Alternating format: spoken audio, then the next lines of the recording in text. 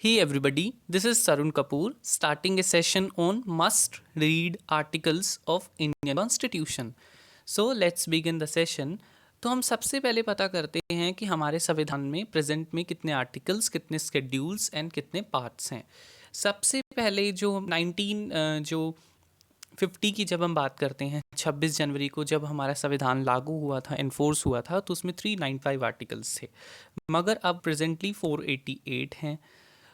उसके बाद जो हमारे 8 स्केड्यूल्स थे हमारे 26 जनवरी 1950 को, मगर अब वो कितने हो गए हैं, 12 हो गए हैं स्केड्यूल्स। एंड पार्ट्स हमारे थे 22 जब हमारा संविधान स्टार्ट हुआ था, मगर अब वो कितने हो गए हैं, 25। अब उसके पहले बाद हम बात करते हैं कि हमारा जो पार्ट 1 है वो आर्टिकल 1 से 4 है, और आर्टिकल जो 1 है वो बात करता है name and territory of union, जिसमें हमारे इंडिया को यूनियन ऑफ स्टेट्स डिक्लेयर करा गया है, जिसमें बताया गया है कि टेरिटरी ऑफ इंडिया क्या है। ठीक है, जिसमें 3 चीज़ें आती हैं, territory of states, union territories, territories that में be acquired at any time, और द सेकेंड पार्ट इज़ कि जो स्पेसिफाई हैं फर्स्ट शेड्यूल के अंदर। उसके बाद आर्टिकल 2 जो है वो बात करता है establishment and admission of new states, जिसके अंदर हम उन के एडमिशन और इस्टेब्लिशमेंट की बात कर रहे हैं जो हमारी टेरिटरी का पार्ट नहीं है। ठीक है, और आर्टिकल 3 उन स्टेट्स के फॉर्मेशन, उन स्टेट्स के अल्ट्रेशन और की बात कर रहा है, उनकी बाउंड्रीज़ के और उसके नेम्स की, जो हमारी यूनियन का पार्ट हैं, एग्जिस्टिंग स्टेट्स की। और जो आर्टिकल 2 है वो यूनियन का पार्ट नहीं है। यही मेन डिफरेंस है आर्टिकल 2 और 3 में। उसके बाद आ जाता है पार्ट टू जो है हमारा सिटीजनशिप के साथ डील करता है, फ्रॉम आर्टिकल 5 to 11। अब आर्टिकल जो 5 है वो बताता है citizens at the commencement of constitution. Commencement कब, 26 जनवरी 1950। सो उस कमेंसमेंट के टाइम में यह जो आर्टिकल 5 है वो बताता है कि 4 कैटेगरी के लोग हैं जिनको 26 जनवरी 1950 को सिटीजनशिप दी जा सकती है, या उन्हें इंडियन सिटीजनशिप कहा जा सकता है। ठीक है, वो हमने सिटीजनशिप में डिस्क्राइब करा था। उसके बाद जो 11 है, 11 बताता है कि जो पार्लियामेंट है वो रेगुलेट करेगी राइट ऑफ सिटीजनशिप किस तरीके से, लॉ मेकिंग प्रोसेस से। उसके बाद में आ जाता है हमारा पार्ट 3। अब पार्ट 3 जो है हमारा फंडामेंटल राइट है। ठीक है, और जो कि बहुत ही इंपॉर्टेंट है। आर्टिकल 12 है जो डेफिनेशन ऑफ स्टेट को बताता है कि क्या स्टेट में कौन कौन आता है, लेजिस्लेटिव, एग्जीक्यूटिव, जो भी। उसके बाद आर्टिकल 13 वो बताता है कि कौन सी लॉज हैं जो फंडामेंटल लॉ, जो राइट्स हैं उसके इन वायलेशन में हैं या उनके इनकॉन्सिस्टेंट हैं, और जब वो इनकॉन्सिस्टेंट होंगी तो वो वॉइड हो जाएंगी। आर्टिकल 13 ये कहता है। उसके बाद आर्टिकल 14 से 18 राइट टू इक्वालिटी है।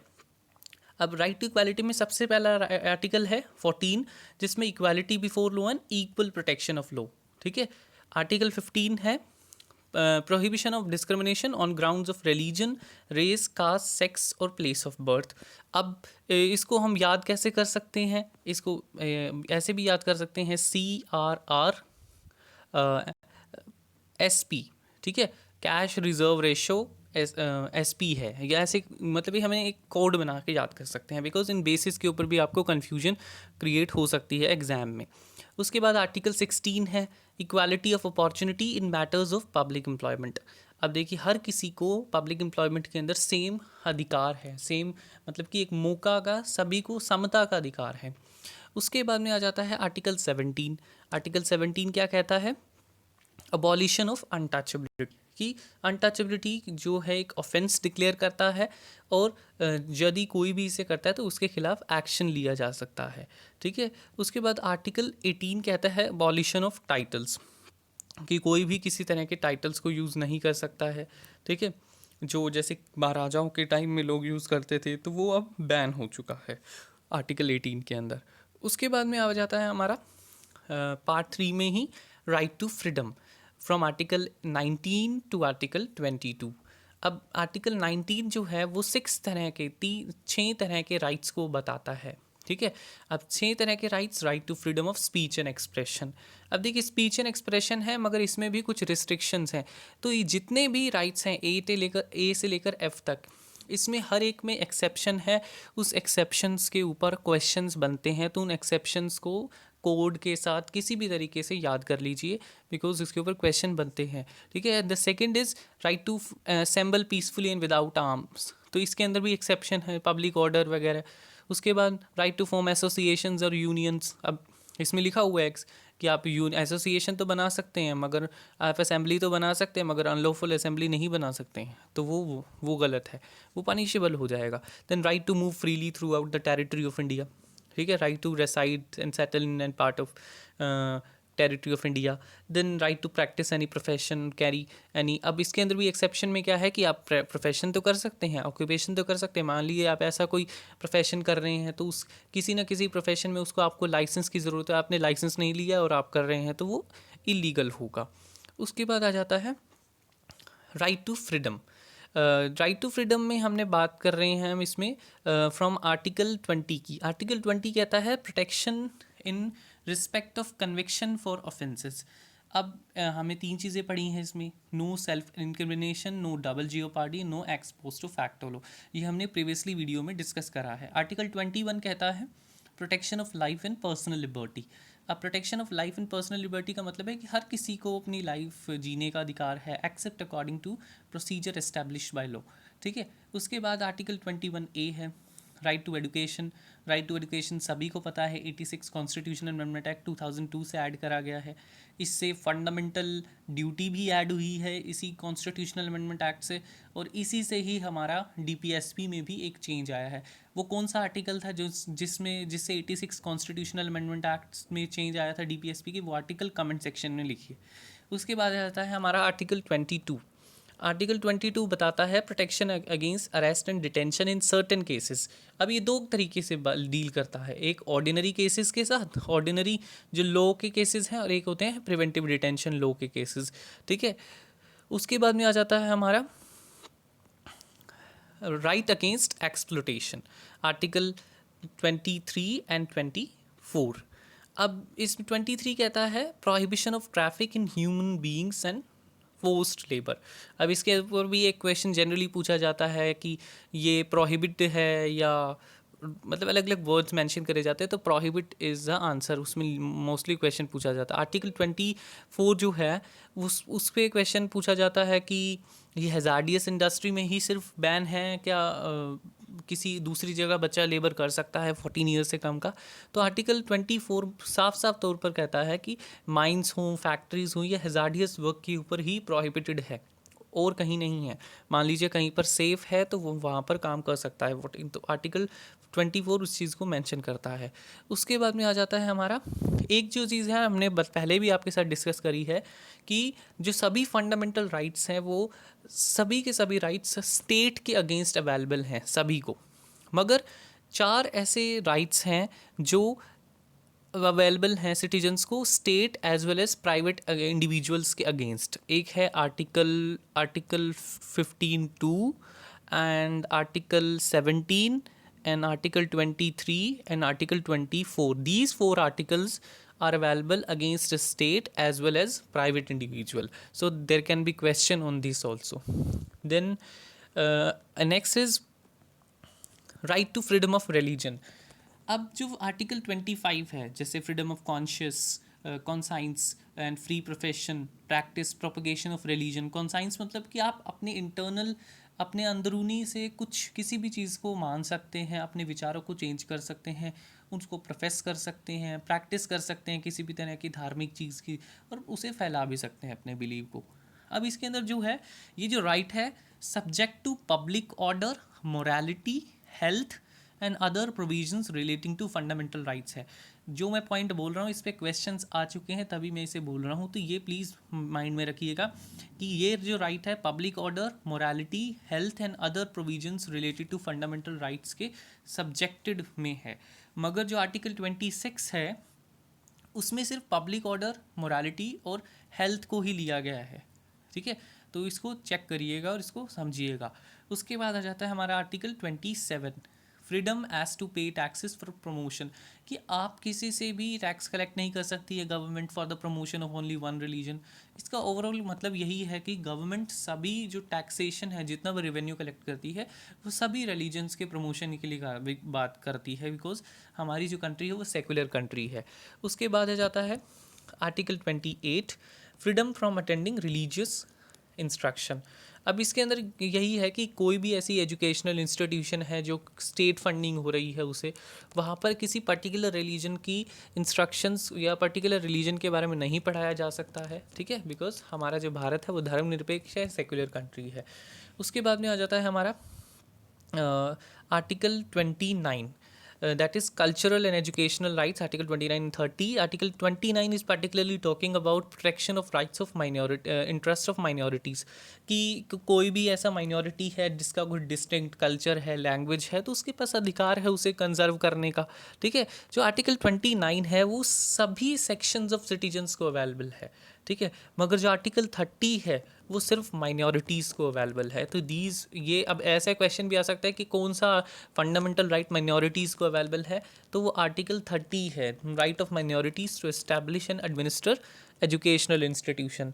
अब एक क्वेश्चन और भी आ जाता है कि क्या माइनॉरिटीज़ का जो शब्द है वो डिफाइन करा गया है कॉन्स्टिट्यूशन में? नहीं करा गया है। There is nowhere it is defined कि what is mean by minority in the Indian constitution. और जो इंडियन कॉन्स्टिट्यूशन है वो दो तरह की माइनॉरिटीज़ की बात करता है, ये क्वेश्चन भी आया हुआ है, लिंग्विस्टिक एंड रिलीजियस माइनॉरिटीज़, ठीक है। उसके बाद आ जाता है हमारा आर्टिकल 32, हर किसी को पता है। आर्टिकल 31 पता है, राइट टू प्रॉपर्टी था, वो डिलीट हो गया है, अब वो 300A बन गया है, लीगल राइट बन गया है, ठीक है। और वो कौन सी कॉन्स्टिट्यूशनल अमेंडमेंट से बना है उसको कमेंट सेक्शन में लिखिए। उसके बाद आर्टिकल 32 जो है वो सभी को पता है, रेमेडीज़। देखिए जितने भी फंडामेंटल राइट्स हैं वो मीनिंगलेस हैं जब तक उसकी रेमेडी ना हो, तो इसलिए उस रेमेडी के लिए आर्टिकल 32 को बनाया गया है कि किसी भी पर्सन का किसी भी फंडामेंटल राइट का इन्फ्रिंजमेंट होता है, उल्लंघन होता है, तो वो हाई कोर्ट में अंडर आर्टिकल 226 और सुप्रीम कोर्ट में अंडर आर्टिकल 32 जा सकता है, रेमेडी मांग सकता है, और कोर्ट उसे रिट जारी करके उसकी रेमेडी को देती है, ठीक है। वो रिट्स भी बहुत ज़रूरी हैं। उसके बाद आ जाता है हमारा आर्टिकल 36, ये भी डेफिनेशन ऑफ स्टेट को बताता है, ठीक है। आर्टिकल 37 है वो एप्लीकेशन ऑफ DPSP की बात कर रहा है, ठीक है। पार्ट 4 में है, इसको देख लीजिए। आर्टिकल 39A है इक्वल जस्टिस और free legal aid, this is very important article, तो this can be there can be chances in the exam also. So article 40 है ऑर्गेनाइजेशन ऑफ विलेज पंचायत्स की बात करता है। आर्टिकल 41 है। सो अदर जो इंपॉर्टेंट चीज़ है कि कौन से जो आर्टिकल्स हैं DPSP के अंदर किस कॉन्स्टिट्यूशनल अमेंडमेंट से डाले गए हैं वो भी इंपॉर्टेंट है। और उसको पहले जो प्रीवियस ईयर क्वेश्चंस की सीरीज़ है, प्लेलिस्ट वाली वीडियोस हैं, उसमें डिस्कस भी करा गया है कि कौन से DPSPs को किस कॉन्स्टिट्यूशनल अमेंडमेंट एक्ट से डाला गया है, उस पर भी क्वेश्चन आ सकता है। आर्टिकल 43 लिविंग वेजेस के बारे में बता रहा है। Article 43A participation of workers in the management of industries के बारे में बताता है, ठीक है। और आर्टिकल 44 यूनिफॉर्म सिविल कोड, जो कि इंडिया में एक ही स्टेट में अभी तक लागू हुआ है। उसके बाद में आ जाता है article 45 provision for free and compulsory education for children, ठीक है। अब ये जो 45 है इसके अंदर चेंजेस आया था हमारे 86 कॉन्स्टिट्यूशनल अमेंडमेंट एक्ट से, जो हमने आपसे पहले पूछा है।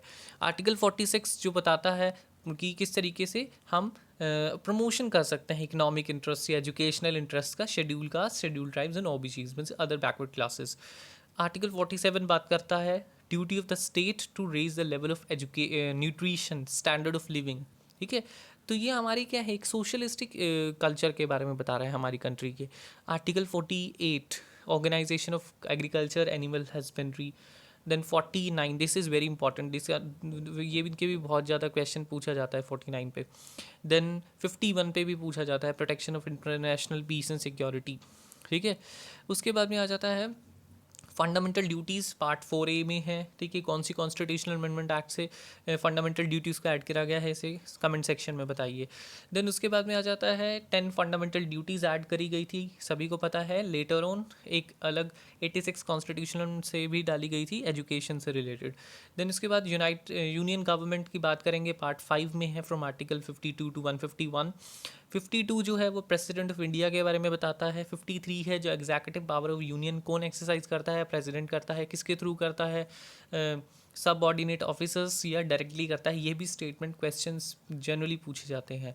देन उसके बाद 61 है जो वो बताता है कि किस तरीके से हम इंडियन प्रेसिडेंट को इम्पीच कर सकते हैं, किस लिए, सिर्फ एक ही रीज़न है कि वो वायलेशन ऑफ कॉन्स्टिट्यूशन के लिए हम उसे इम्पीच कर सकते हैं। उसके बाद जो है वो है आर्टिकल 4 कि the vice president to be ex officio chairman, कि जो भी पर्सन वाइस प्रेसिडेंट होगा वो एक्स ऑफिशियली वो चेयरमैन बनेगा काउंसिल ऑफ स्टेट्स का, राज्यसभा का, ठीक है। और लोकसभा को क्या कहते हैं, हाउस ऑफ पीपल, क्योंकि वहाँ पर पर्सन्स लोगों के डायरेक्टली वोट से वहाँ पर जाते हैं। उसके बाद में आ जाता है हमारा union government he 72 pardoning power of president. देखिए आप भी न्यूज़ में पर सुनते होंगे कि उसको फांसी मिली तो उसको जो हमारे राष्ट्रपति जी हैं उनकी फांसी उन्होंने माफ़ कर दी, तो दिस कम्स अंडर आर्टिकल 72 जो उनकी पार्डनिंग पावर है, माफ़ी देने की पावर है, ठीक है। उसके बाद आर्टिकल 74 है council of ministers to aid and advise. So this is very much important कि हर एक चीज़ जो इंडियन प्रेसिडेंट है उसको काउंसिल ऑफ मिनिस्टर्स की एडवाइस पे ही करनी पड़ती है, ठीक है। तो 74 is very much important. 76 attorney general for India. अब अटॉर्नी जनरल जो है वो हमारे हाईएस्ट लॉ ऑफिसर हैं, ठीक है। और इन्हें कौन अपॉइंट करता है, इसे कमेंट सेक्शन में बताइए। देन आर्टिकल 78 है ड्यूटीज़ ऑफ प्राइम मिनिस्टर्स, किससे रिलेटेड की ड्यूटी कैसी है कि सभी इंफॉर्मेशन प्रेसिडेंट को फर्निश करे। इसको जो हमारे प्राइम मिनिस्टर एक चैनल ऑफ कम्युनिकेशन होते हैं between the council of ministers and the president, ठीक है। उसके बाद आर्टिकल 93 है स्पीकर एंड डेप्टी स्पीकर के बारे में बताता है लोकसभा के। उसके बाद आर्टिकल 105 है very much important power privileges of houses of parliament, कि जो हाउसेज हैं उनकी क्या क्या पावर एंड प्रिविलेजेस हैं। आर्टिकल 108 है जॉइंट सिटिंग की बात करता है, बहुत ही डिस्कशन किया गया डिटेल में इसे प्रीवियस ईयर वाली वीडियोस में। आर्टिकल 110 है ये डेफिनेशन ऑफ मनी बिल के बारे में बताता है, ठीक है। अच्छा एक जो इंपॉर्टेंट आर्टिकल है इसमें मेंशन करना भूल गए हैं, article 109 is very also very much important which talks about special procedure in respect of money bill, ठीक है, कि मनी बिल के लिए एक स्पेशल प्रोसीजर होता है वो 109 में है। उसके बाद आ जाता है हमारा यूनियन गवर्नमेंट का ही article 112 that is annual financial budget, या इसे एनुअल फाइनेंशियल स्टेटमेंट भी कहते हैं। Article 123 that is law making power of president, ये भी हमने डिस्कशन करा है प्रीवियसली वीडियोज़ में। देखिए ऑर्डिनेंस मेकिंग पावर। अब article 124 establishment of supreme court. अब सुप्रीम कोर्ट कब हमारी इनॉग्रेट हुई थी, 24 जनवरी 1950 को। This is also very much important. Article 124 ए जो है नेशनल जुडिशियल अपॉइंटमेंट कमीशन के बारे में बात कर रहा है, ठीक है। उसके बाद आर्टिकल 126 है जो एक्टिंग चीफ जस्टिस। देखिए ये बहुत इंपॉर्टेंट है, एक्टिंग चीफ जस्टिस, एडहॉक जजेस एंड रिटायर्ड जजेस, किस किस को अपॉइंट कर सकता है और कौन अपॉइंट करता है, इसके ऊपर भी क्वेश्चन आता है। देन उसके बाद में आ जाता है 129 that is SC to be court of record. Supreme court के और हाई कोर्ट को अच्छी तरीके से पढ़ लीजिए डिटेल में।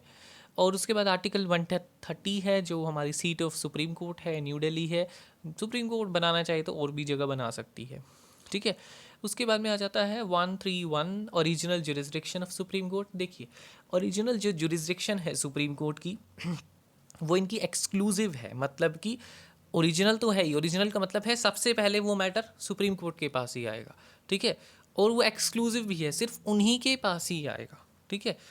आ सकता ओरिजिनल का मतलब वो आ सकता है पहली बार, मगर एक्सक्लूसिव का मतलब वो उन्हीं के पास ही आएगा, किसी के पास जा ही नहीं सकता ओरिजिनल जुरिस्डिक्शन में जो जो चीज़ें आती हैं, ठीक है। और इसी तरीके से जब हम इसको डिफ्रेंशिएट करेंगे रिट जुरिस्डिक्शन से, तो वो रिट जुरिस्डिक्शन जो सुप्रीम कोर्ट की है वो ओरिजिनल तो है, वो पहली बार आ सकती है सुप्रीम कोर्ट के पास अंडर आर्टिकल 32, मगर एक्सक्लूसिव नहीं है, बिकॉज हम अंडर आर्टिकल 226 हाई कोर्ट भी जा सकते हैं, वो चॉइस है उस पर्सन के पास जिसका इन्फ्रिंजमेंट हुआ है फंडामेंटल राइट्स का। तो this is also very much important कि writ jurisdiction of the supreme court is original but not exclusive. So Article 136 is special leave for appeals to the Supreme Court.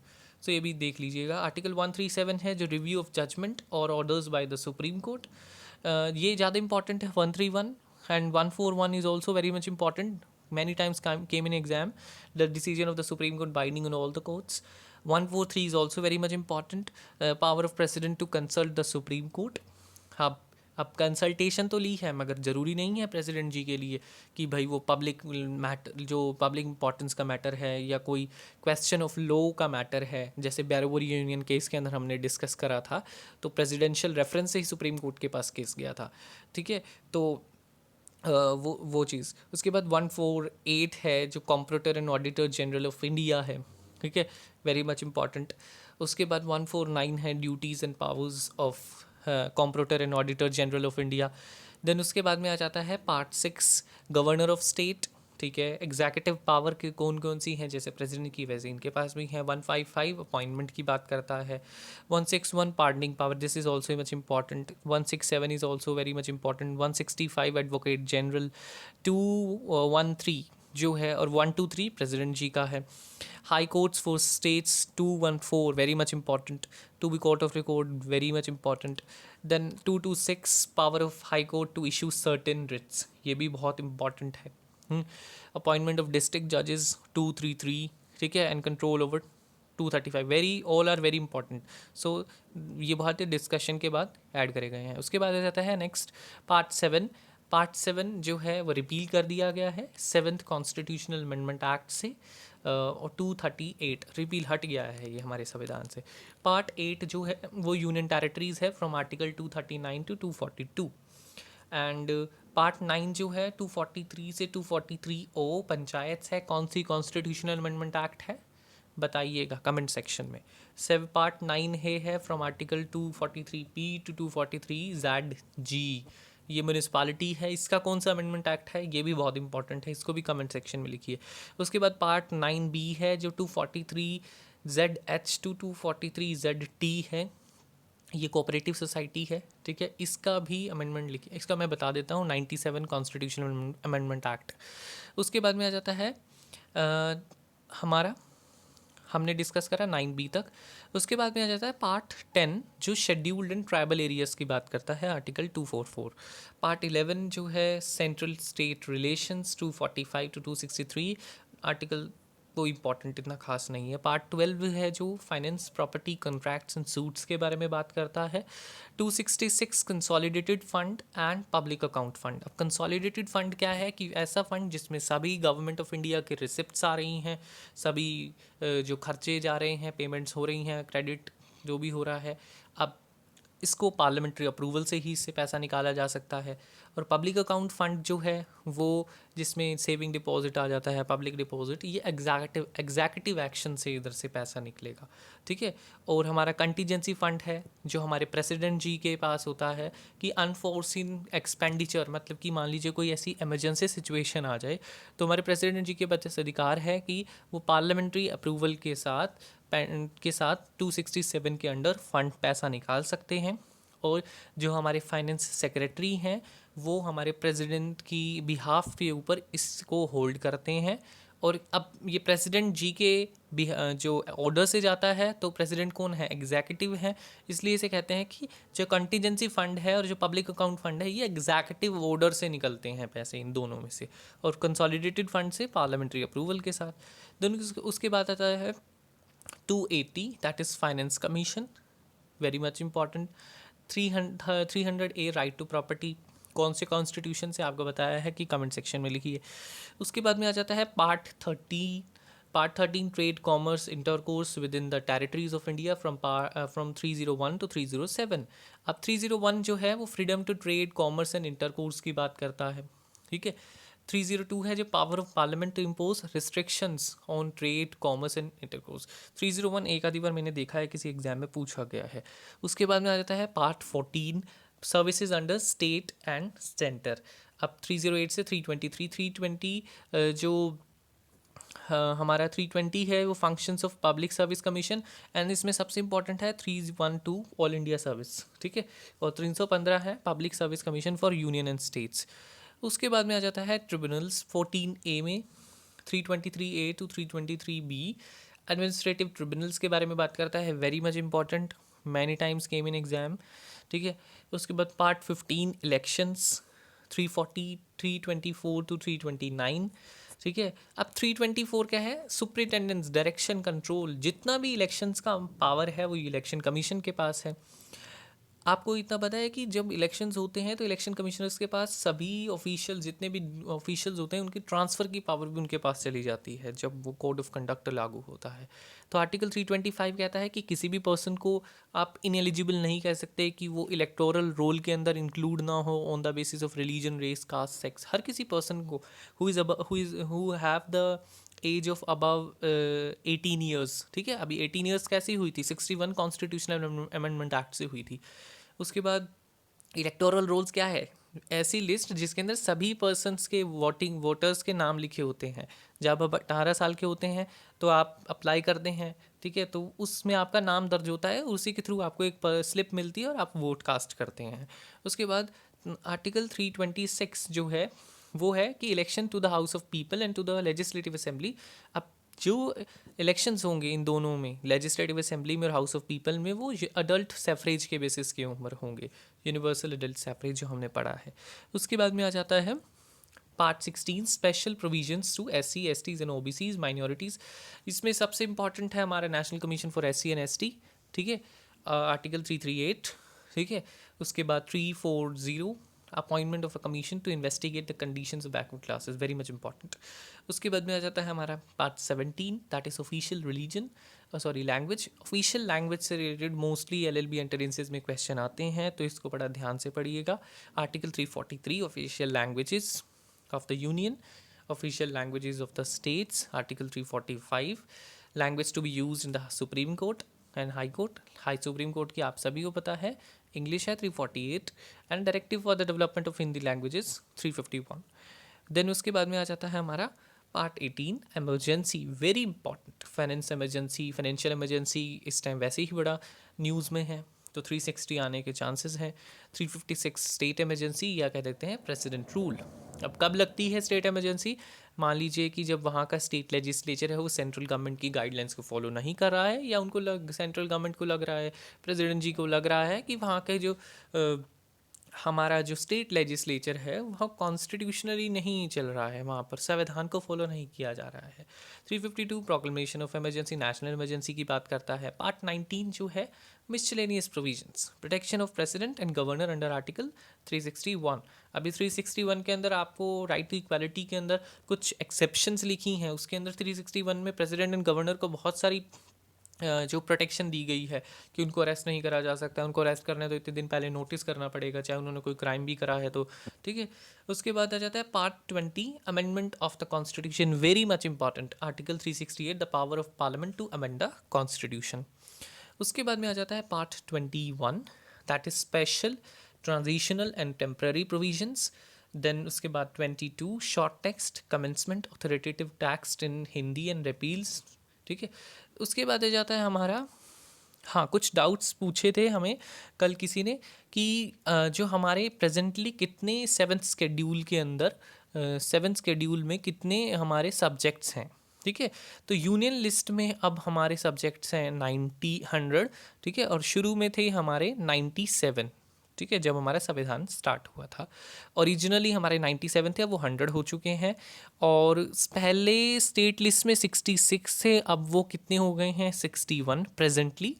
और 52 हमारे concurrent list में थे, ठीक है, 52 थे, 52 अब हैं, 52 अब हैं और पहले थे 47, तो पहले 47 थे, ओरिजिनली 47 थे, अब 52 हैं, ठीक है। तो 100, 61 and 52, these are the present number of subjects in the respective all the list, ठीक है। तो आप इसको ध्यान से देख लीजिए, मगर क्वेश्चंस पहले वाले पे ही पूछे जाते हैं कि शुरू में कितने थे, तो क्वेश्चन को ध्यान से पढ़कर आंसर देना है, ठीक है। So if you have still any doubt, please do comment in the comment section. We welcome your doubts, ठीक है। and if you have any suggestion for the channel, please do give in the comment section, and like, share and comment my videos, and subscribe my channel for further courses. Thank you so much.